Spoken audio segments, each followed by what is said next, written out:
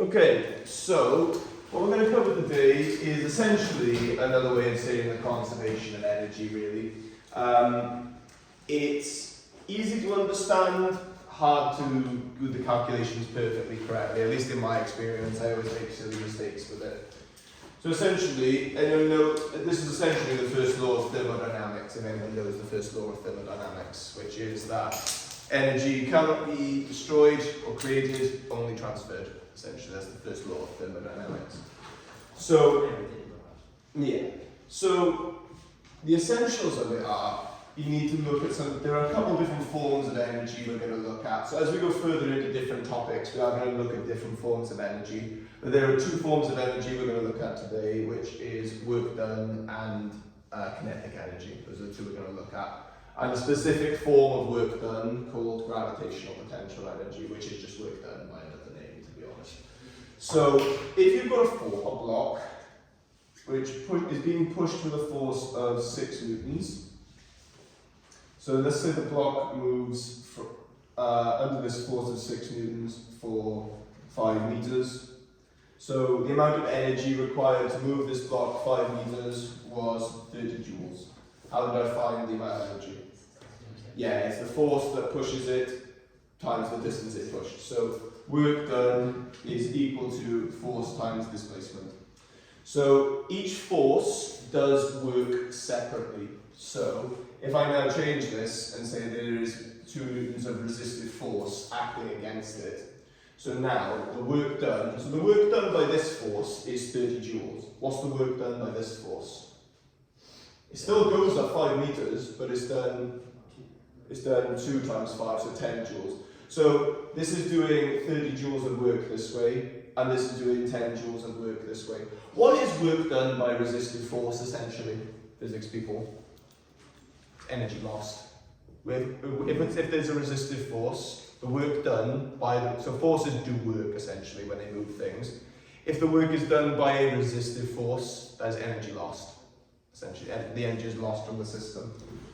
So, the change in this work done, essentially, so work done is equal to the change in kinetic energy. That's essentially the work energy principle. So work done is equal to the change in kinetic energy. So are we aware of this delta, what this delta means? Yeah, it just means change.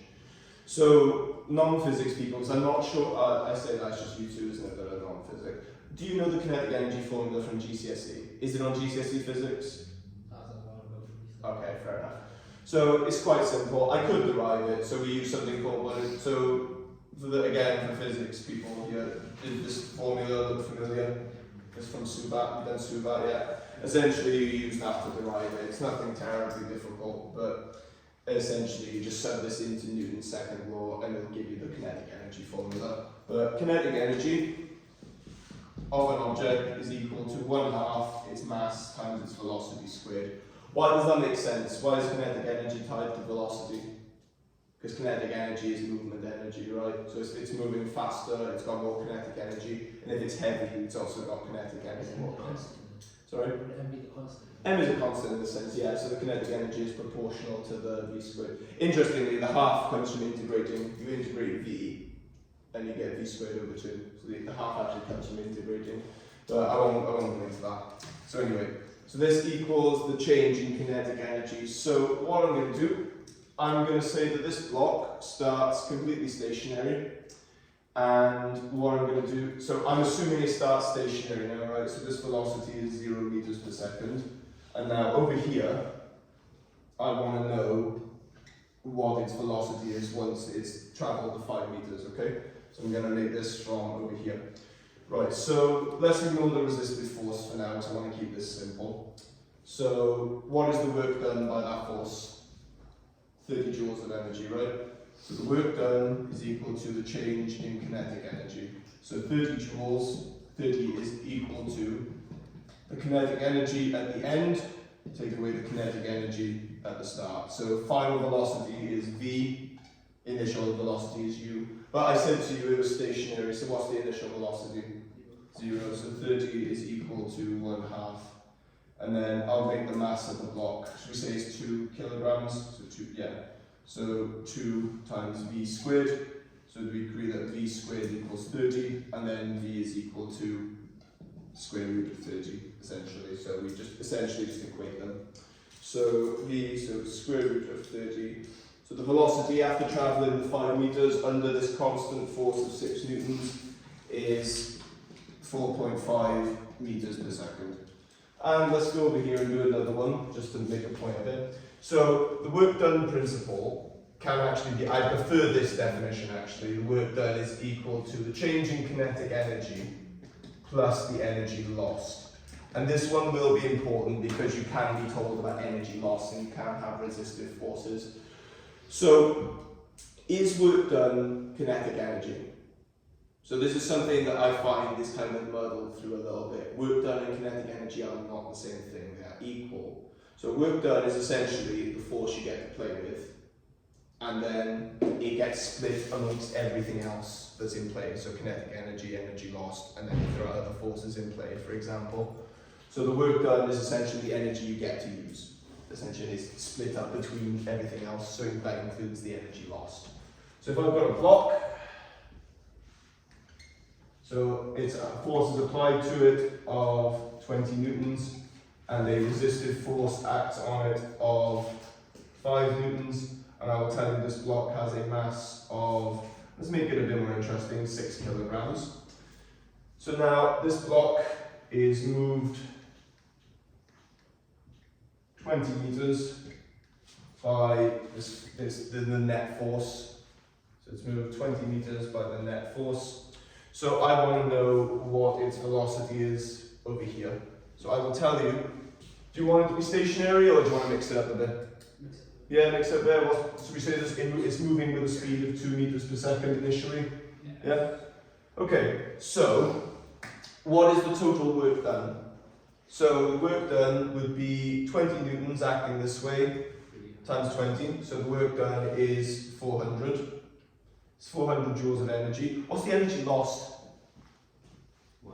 Resistive force is 5 newtons times 20, so it's going to be 100. So this is equal to 1/2 times 8 v squared plus 100.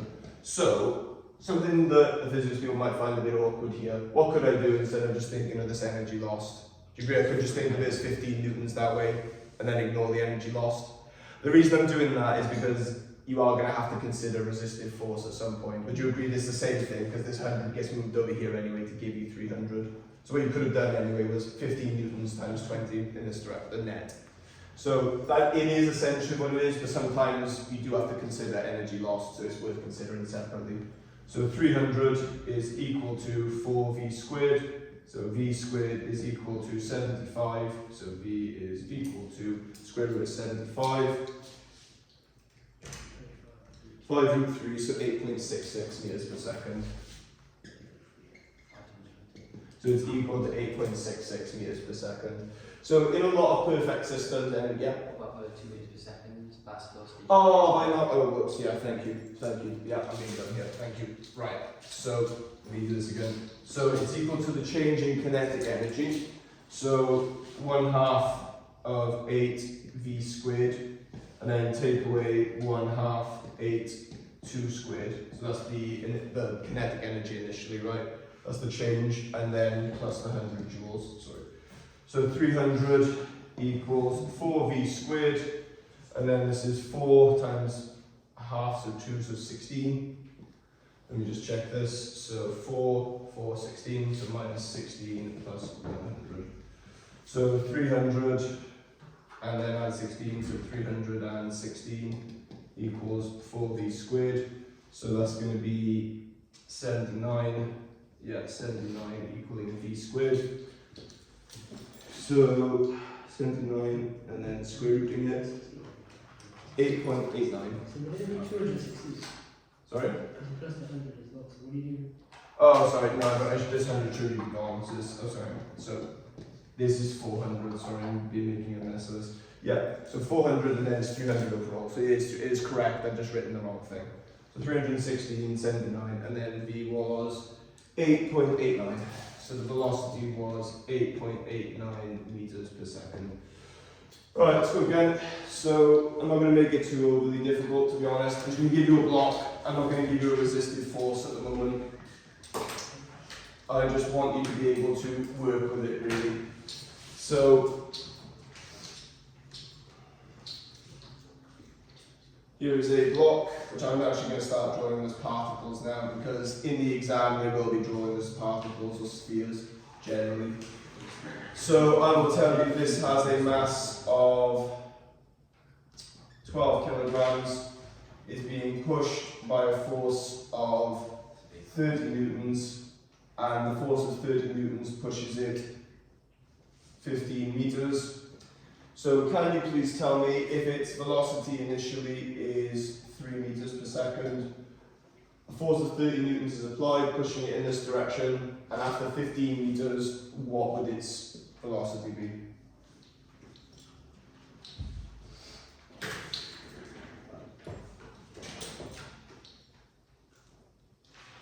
So the work done is done by forces individually. So but in this instance, it's only one force.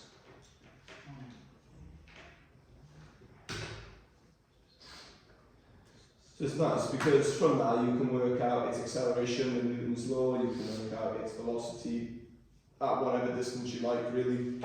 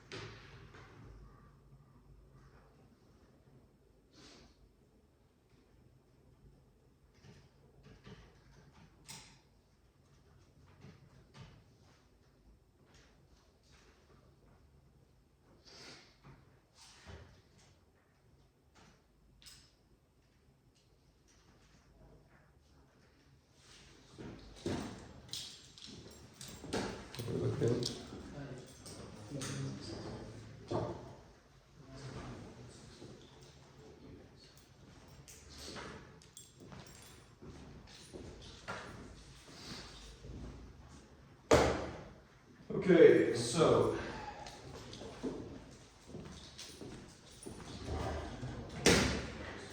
let's see what this entails. So work done is equal to the change in kinetic energy. So there's only one force, it's simple. So just work done is 30 times by 15, and that's equal to 1/2 of 12 v squared. Take away 1/2 of 12 times by u squared, and u is 3. So 450 is equal to 6 v squared, and then 6 times 9, 54. So bringing this over, it's going to be 504 equals 6 v squared. So v squared equals this divided by 6, which I can't think of off the top of my head, so I'm just going to do it on a calculator. 84, so v squared is 84, so v is equal to the square root of 84, which I believe was 9.17 meters per second. All good, yeah? Okay, is it going to be that simple in your exam? No, God, no, it'll be on a slope. It'll be on a slope, or it'll be attached to a spring. Or it'll be going in a circle. Yeah. Oh, so you said that you would have particles on the exam. Would it be like 0.00000? No, as in like it'll be modelled. So like, for example, the question where it's on a ramp, it's usually a car or a van going uphill. But on the diagram, they'll draw it like this because it's simpler. Just it's modelled as a particle, essentially. So what that means is there's some assumptions involved in that it ignores air resistance and that sort of thing, essentially. So when it says it's modeled as a particle, you ignore air resistance, ignore friction, etc. So, like I said, let's consider a ramp then. So I'll keep the ramp one simple for now, but the worksheet I've made is really quite involved. I'm quite proud of it. So I'm going to draw these quite big because these diagrams do tend to get out of hand quite quickly. So I'm going to make this 30 degrees. I'm going to say there is and I'm not going to draw a block anymore, I'm going to draw a particle. So it has a mass going straight down of 20 g, so a mass of 20 kilograms. And I'm going to tell you that the distance from the bottom of the ramp, so this distance here, is 20 meters. So just watch me, but let's talk about it. So, do we agree, without any resistive force, what is this object going to do? It's going to roll down the ramp. Yeah? Makes sense? So, what we need to do is work out our component forces. So, this one here, do you remember this copies the angle? So this is 30. So this would be 20g cos of 30. And this one here would be 20g sine of 30, and sine of 30 is a half, so this would be 10g. Right, so the component of this that we only care about is this one. In an energy calculation, this won't really come into it, other than the friction. The friction is not till year 13 anyway. So, calculate them both because it's good practice. But you agree, you could calculate the acceleration of this if I asked you to with F equals ma. So let's calculate the acceleration really quickly because that is a standard opening question for this sort of thing. So what force is it travelling with? If we use, so resolving horizontally or parallel to the plane, do we agree we've got 10g going that way and that's it? So it's 10g and that's equal to 20a, so do we agree? So that's equal to ma, so then a must be equal to g over 2. So 4.9 meters per second per second. This acceleration is easy enough, I would hope, yeah? So from F equals ma. Okay, part B. So it starts stationary. So that tells you that u, the initial velocity, is 0. Calculate velocity at the bottom of the ramp. At the bottom of the ramp. Okay. So it starts stationary, we want to calculate the velocity at the bottom of the ramp. So your force needs to be aligned with your distance essentially. So is this force aligned with this distance? Then fine. So what would the work done be? Anybody tell me? So it would be 10g times by 20. So the work done would be 20g joules. 20g joules of energy is done by that force. Is that the only force acting on it? Yes, it is. So that's it. That's it for work done. So now that 200g is equal to the change in kinetic energy plus the energy lost. Is any energy lost? No. We don't have any resistive forces, so no energy is lost. Just only looking at me like that. Okay. I'm wondering if I've done something wrong. Okay. So this is equal to 1/2 20v squared minus 1/2 20 0 squared. And I'm doing this formally just to show you. So 200g is equal to 10v squared. So v squared is equal to 20g. And then square rooting that. So that's so what? 1960 square root. So 20 times 9.8. 196 rather. Oh wow, it's 14 perfectly. So V is 14 meters per second when it hits the bottom of the ramp. Is that okay? Makes sense? So I'm going to give you one to do, and then we'll look at some with resistive forces and some that don't give you the direction immediately.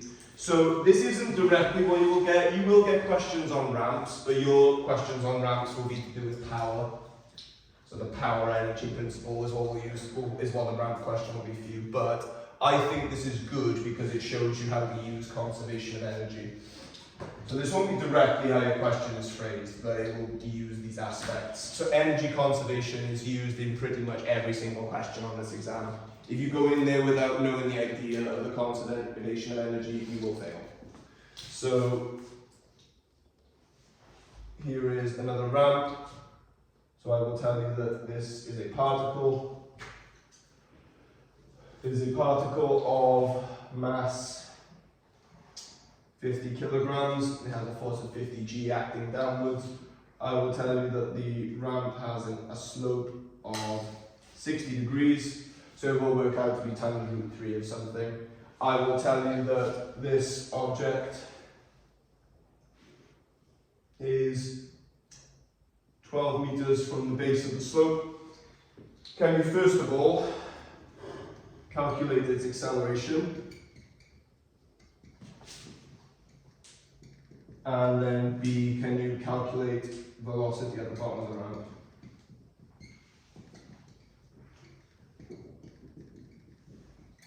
Calculate the velocity at the bottom of the ramp.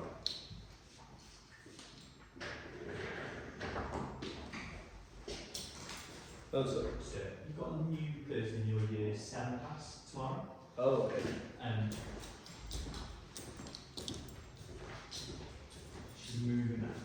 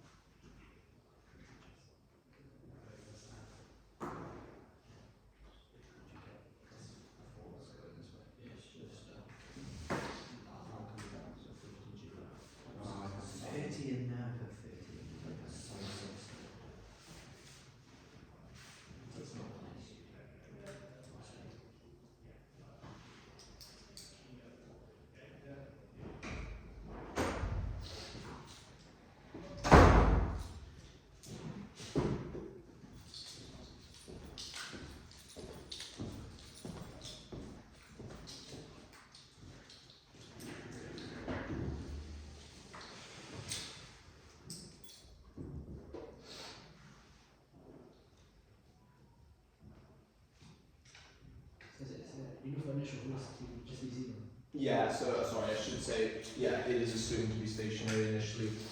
It is stationary initially.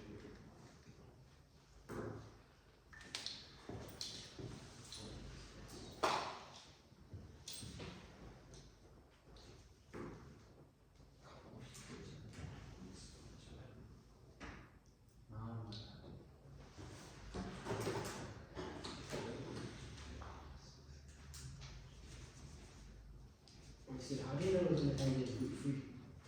Oh, because sine of 30 is root 3 over 2. It's the same as sine of 30, but times by root 3 instead. Generally speaking, so something else as well that I find a lot of people don't do. Have you ever seen, like, when you look at past papers online, do you ever look at the examiner's comments? Did you ever see them there, but you never look at them? They're so underrated. They're so useful. They tell you what people did wrong and what they're likely to put on the exam next year. They're really good. So one of the things the mechanics examiners always say is they get really fed up with people not using exact notation. So they would much rather you write, for this one, they would want you to write 25 root 3 G instead of 20, whatever 25 root 3 is. They would like you to just write 25 root 3. They love it. So I said you get, so a big thing in mechanics as well is because you work with a lot, the universe is really so clean, a lot of your values are going to be ortho decimals, so they love exact form. Because if you round too much, your final answer does end up being a little bit out, like significantly out, so they do like you using the exact form where possible.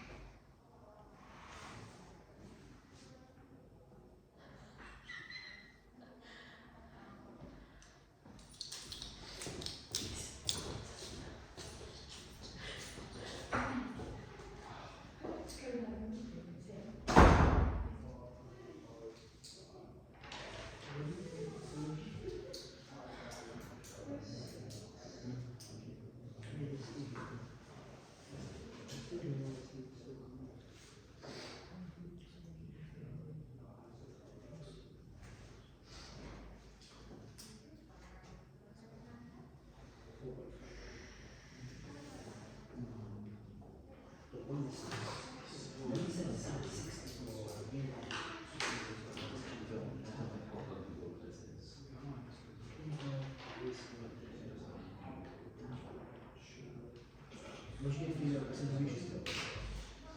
Oh, 50 feet.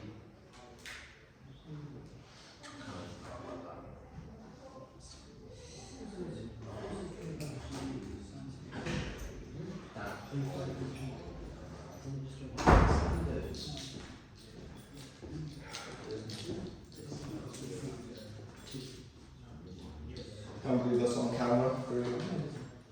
Right, so let's go through this then. So what is the component? So this here acts this direction with angle 60 and this acts in this direction. Right, so do we agree this is 50g cos of 60 and this is 50g sine of 60? All good, yeah? So what is 50g sine of 60? So 50 times sine of 60 and 25 root 3, yeah, so I think that's like I said, 25 root 3 g. I'm going to try and write it a bit like professionally, so that root, the g is not in the root there. Right, 25 root 3 g. So now calculating the acceleration, so sigma f equals ma resolving horizontally. So 25 root 3 g is equal to 50a, so a is equal to 25 root 3 over 50, which is root 3 over 2, which is sine of 60, interestingly enough. So yeah, root 3 over 2 meters per second squared. Root 3 over 2, it'd be about like 0.8, no, 0.7-ish. Yeah, 0.7, 0.8-ish, yeah, is that okay? Okay, and then the velocity at the bottom. So what is the work done by this force? So the work done by this force would be 25 root 3 g times by 12. So this would be 300 root 3 g. So 300 g root 3. And then that's equal to the change in kinetic energy. So 1/2 50, not 50g, just 50, because 50 is the mass. V squared minus 0, technically, because it's stationary. So we have that 300g root 3 is equal to 25v squared. So v squared is equal to 12g root 3. So v is equal to the square root of 12g root 3. So 12 times 9.8 times root 3. 203.7 and then square root in that. 14.27, thought I'd scare you for a second as well. 14.27. Did we get that? No? Wrong, but I'm doing it. What'd you get? 14.3 is the same thing. So, Yeah. Right, so talk me through it. Talk me through it. So, okay, so instead of the 50 there, it's 12 there, and you just like that, because in this part it's only 20 because the difference there was 20, and then you use the distance there instead of 50. So right, so let's go again. I'll do another one. it was just So, 20.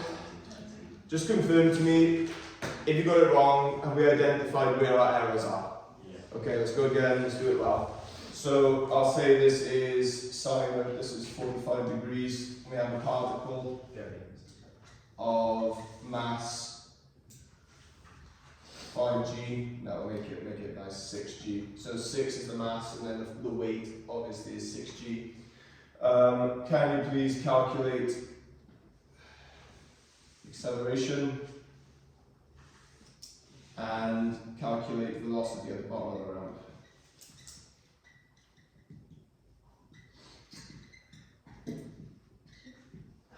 Given that u equals 3 meters per second initially, so it's initially traveling at 3 meters per second.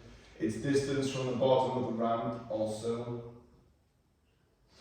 I'm going to say, is 25 meters. It's 25 meters from the bottom of the ramp. So what is its kinetic energy when it reaches the bottom?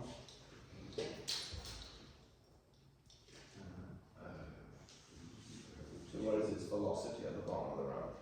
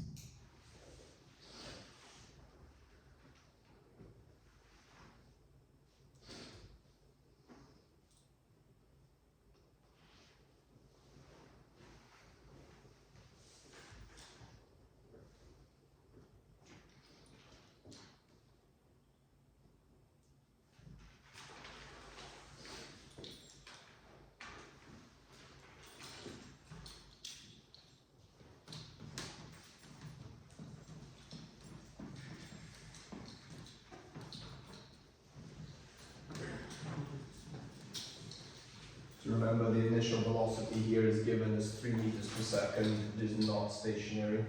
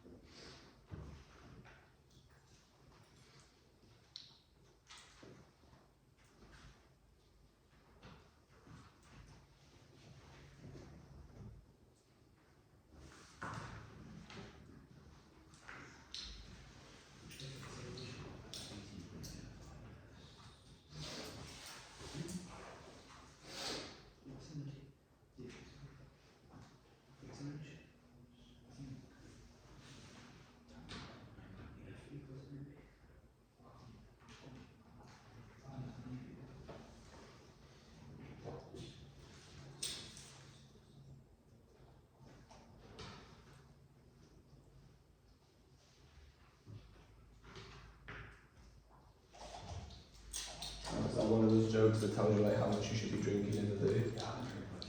I just had like. Oh, okay. We always have to.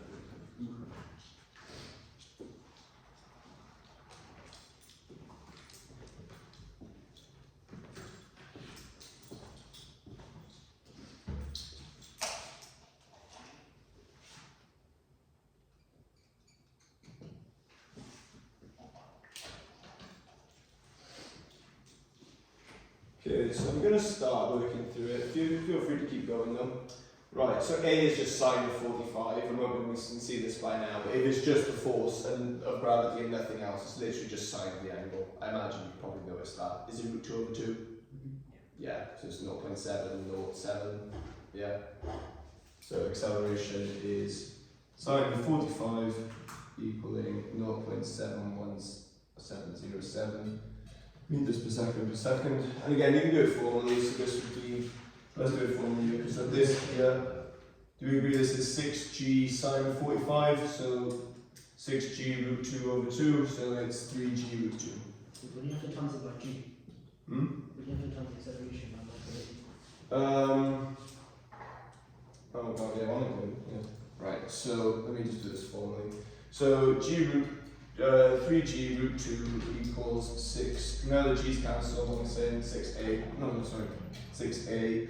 So a equals, yeah, it's times by g, right? Yeah, g times that. So root 2 over 2. So, root 2 over 2g would be your answer there. And I'll just leave it at that, but that's what it would be. Right, calculate the velocity at the bottom given that u equals 3 meters per second. So, let's get started then. So what is the work done by gravity? Yep, so 3g root 2 times 25. So 3g root 2 times 25 equals 1/2 6 v squared minus 1/2 6 3 squared. So 3 times, so this is 75g root 2 equaling 3v squared, and then so this is going to be 3 and then 3, so 27. Okay. So I need to work out what, so 3v squared is equal to 75g root 2 plus 27, which I will work out. That, at that point there, you are quite welcome to, I don't know, actually, we could just divide this by 3 actually, so v squared equals 25g root 2 plus 9. So then v equals the square root of 25g root 2 plus 9. The reason I'm doing it like this is because I'm trying to keep it exact. So if do whatever method you prefer. If you're able to get it right, then just keep doing it that way. Plus 9. 18.85? Yeah. Yep, good. So 18.85 meters per second. Okay, for the next one, we're going to look at involving a resistive force. So I'm going to keep this, actually I can't really, without destroying everything else. So let's now involve a resistive force. And this time I might ask for something else. So this time I want to know what the gravitational potential energy of it is. So here is the mass, and I'll tell you it acts downwards with a mass of 25g, so mass 25 kilograms, force 25g. So the angle, I will tell you, is angle alpha, where tan of alpha equals 4 over 3. Do we remember how to do these? Yeah, draw the triangle. So this time I'm not going to ask for the acceleration again because it's not what we're here to do. So I want to know the gravitational potential energy. So I'm just going to call it GPE, to be honest, that's what everyone calls it, GPE. Right, so essentially if something has mass and it is raised to a height, it gains gravitational potential energy essentially. So essentially the formula for gravitational potential energy, really simple. Mass times gravity times vertical height. That's all it is. Mass times gravity times vertical height. So I'll tell you that the distance between the ball and the bottom of the slope is 10 meters. So let's talk about it. So I need the vertical height to get the gravitational potential energy, right? How can I get the vertical height? I've got the hypotenuse of the triangle and I want this straight down. How do you draw the triangle? It's already a triangle in a sense. So do you agree that this is, tell you what, I won't use tan for this one, I'll just make this a simple angle just to show my point. So make this 30. Is it possible to find the height of this if this angle is 30? Yeah, with like year 9 trigonometry, yeah. So this is the opposite, and I've got a hypotenuse, so sine, cos, or tan? Sine, yeah.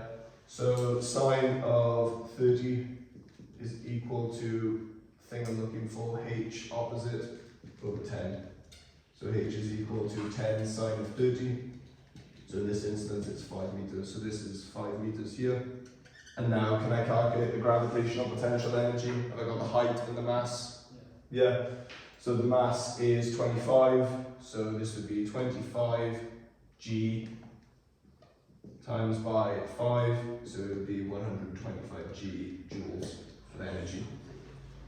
Okay, what is gravitational potential energy? So I just whipped that formula out of nowhere. What is gravitational potential energy? That makes sense. Hmm?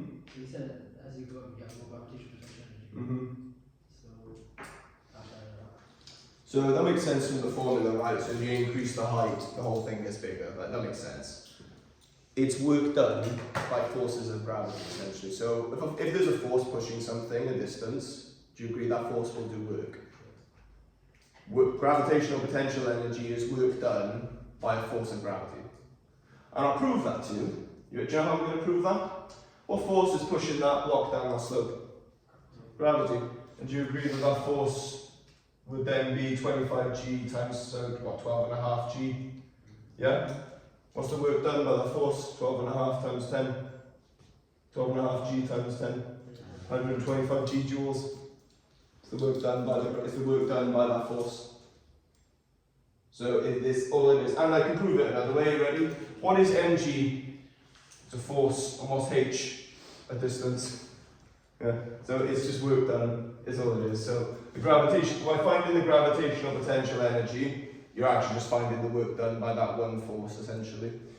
So when I chuck this at you then, so if I say something like this, where there's a resistive force involved.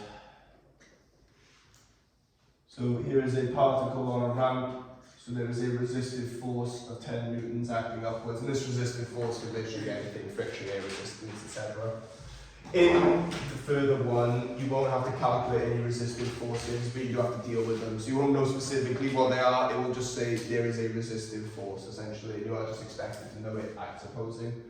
So I'll say this has a mass of 16 kg, so 16 g going downwards, and we'll make this angle, I'll make it nice again, I'll make it 60. So again, I'm trying to keep these simple really, because I don't really want to go off, I really just don't want to mess with it too much. So this would be 8√3g going this way, so that's 16g sine of 60. Right, so if I wanted to calculate the gravitational potential energy here, remember what I said, the gravitational potential energy is the work done. So you could now consider the energy lost separately, or you could consider the net work. It is completely up to you. So I'm going to say that this distance here is 8 meters. So let's talk about it. So if I asked you first of all to calculate gravitational potential energy, would I do this minus 10 times by 8? Is that what I would do? What is the problem with that? What did I say gravitation potentially is? It's work done, but only by forces of gravity. Is that resistive force due to gravity? No, but the thing that's pulling it down the ground is. So it would be this force only times by 8, or you could do what I did initially and do this as 8 sine of 60, and then times that by 16g.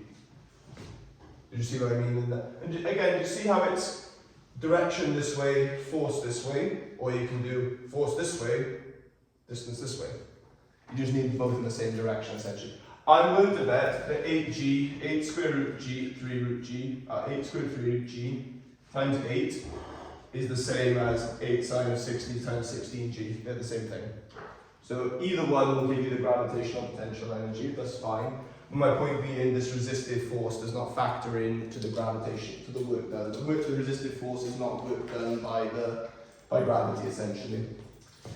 So let me give you a full question on this, and I'll do it, and then you can have a go on yourself. So let's start off nicely.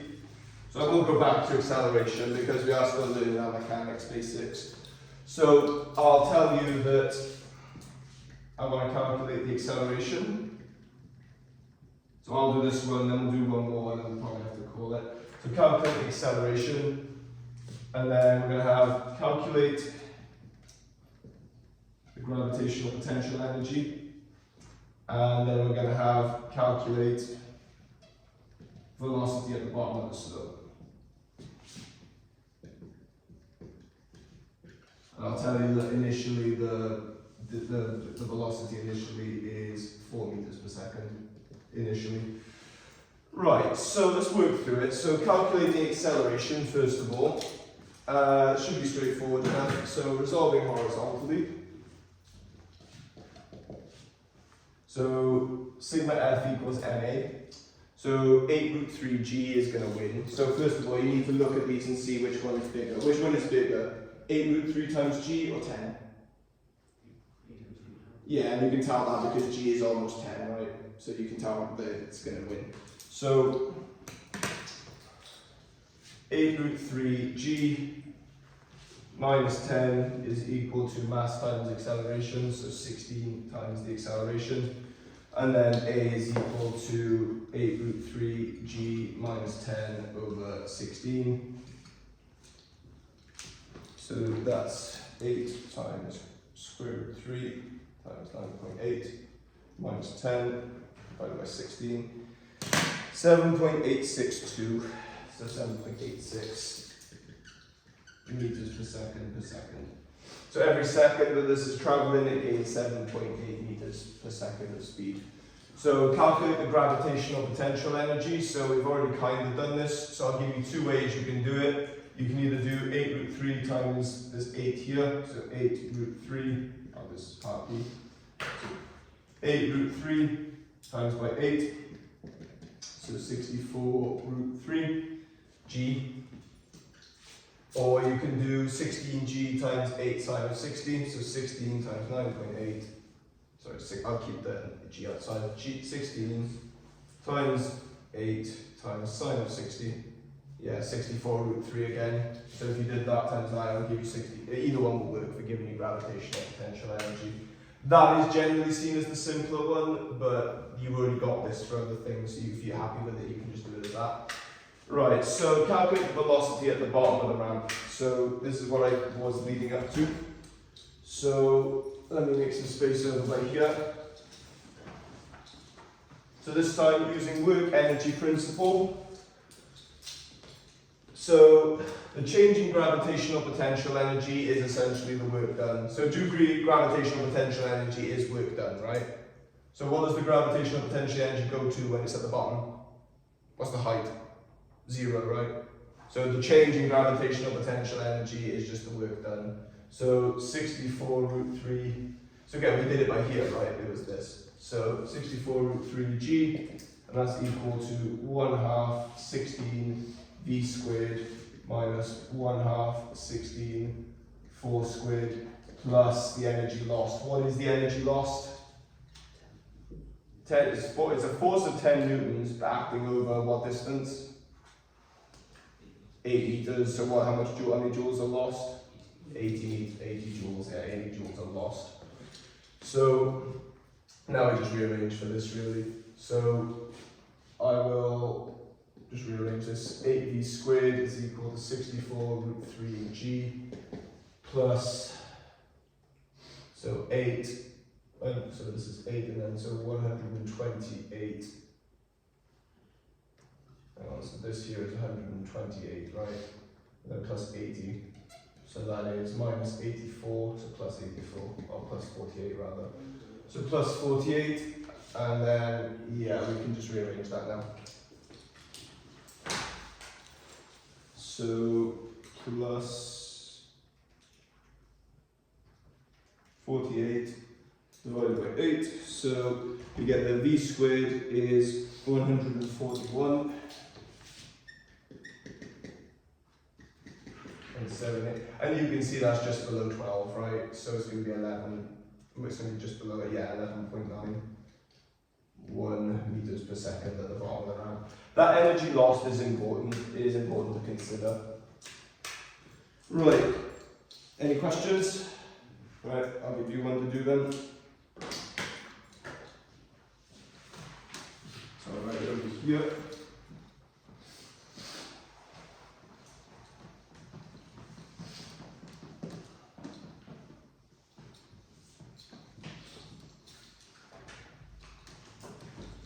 Okay, so consider a particle on a ramp.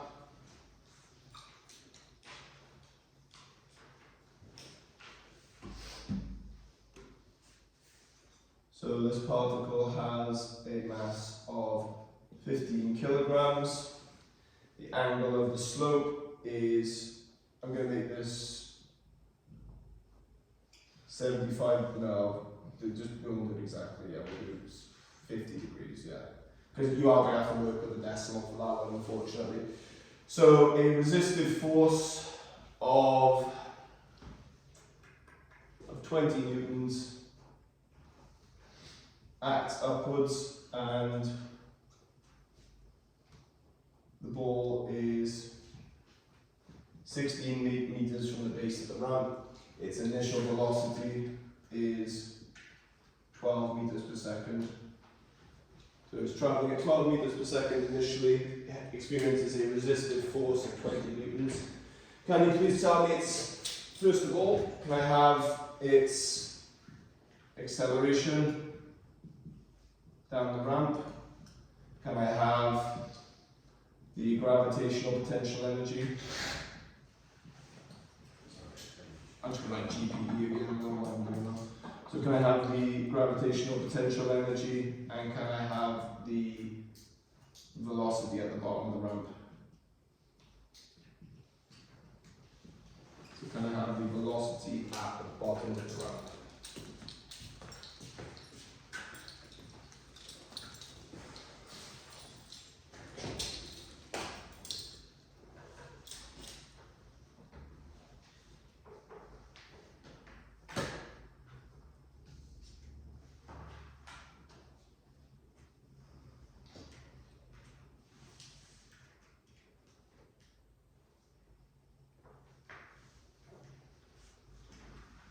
Do make sure your calculator is in degrees.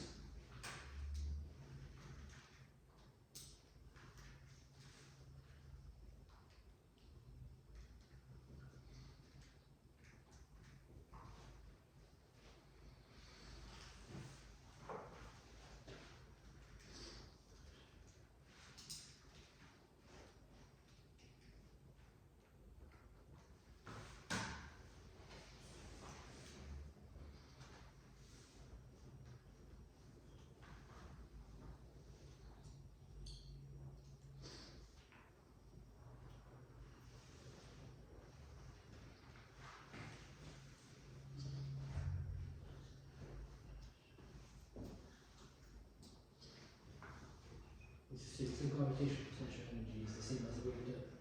It's the work done, but only by the force of gravity on the slope, essentially. So if you work out this force like you normally would, so pretend the resistive force ain't there, and work out work done like you normally would, that's the gravitational potential energy. But obviously in the third bit then, you have to just consider the energy lost.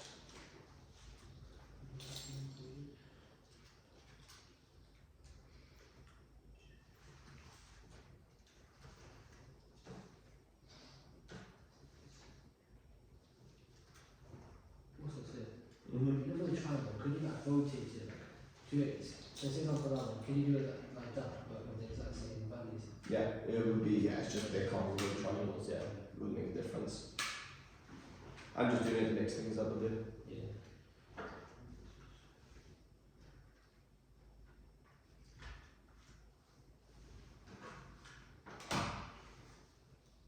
So I do have an answer for final velocity at the bottom of the round if whenever you're ready. Just turn that off there before it gets too